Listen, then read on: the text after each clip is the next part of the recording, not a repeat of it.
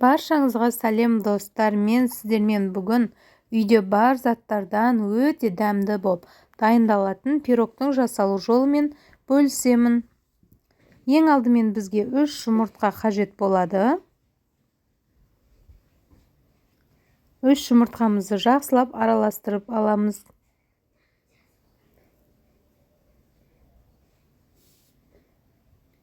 Достар, менің видеомды соңына дейін көріңіздер. Өте тез дайын болатын пирогтардың бірі.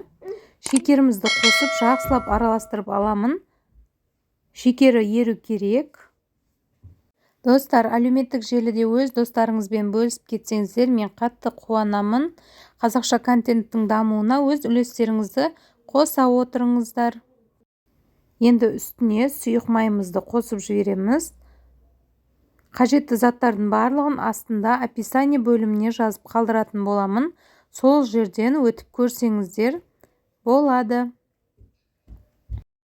Майымызды жақсылап араластырып алғаннан кейін үстіне жылы сүтімізді құйып, оны да араластырып жіберемін. Сүтіміз жылы болу керек. Енді қамыр қопсытқышымызды ұн елегіштен өткізілген ұнға қосып араластырамыз да бөліп барлығын біркелкі болғанға дейін жақсылап араластырып аламын. Ұнды осылай бөліп қосу керек. Сол кезде пирогымыз өте биік болып, әдемі болып көтерілетін болады. Достар, менің арнама тіркеліп, қоңырауша белгісін басып кетуді ұмытпаңыздар. Жасалу жолы өте оңай. Достар, менің YouTube арнама өтіп, басқа да видеоларды қарасаңыздар болады. Ұнаған видеолар болса, астына комментарий қалдыруды ұмытпаңыздар.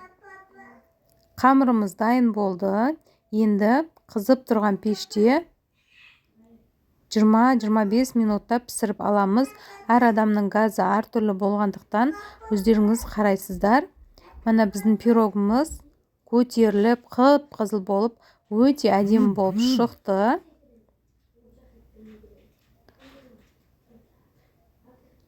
Сіздер де жасап көріңіздер. Комментарий бөліміне жазып кетсеңіздер болады. Бетіне сахарный пудра шашамын.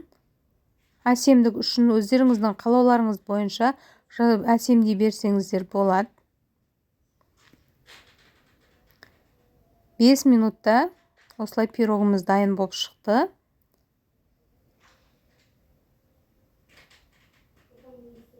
Енді сіздерге ортасын кесіп көрсетейін.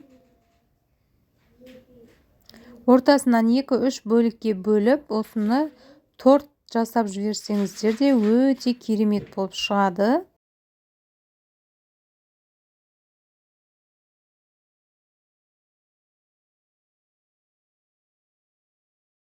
Пирогымыз дайын болды. Биік болып шықты, және де жұп-жұмсақ. Ортасының барлығы толықтай піскен. Ортасының піскен-піспегенін таяқшаның көмегімен білуге болады. Достар, менің видеомды соңына дейін қараған болсаңыздар, алғысым шексіз.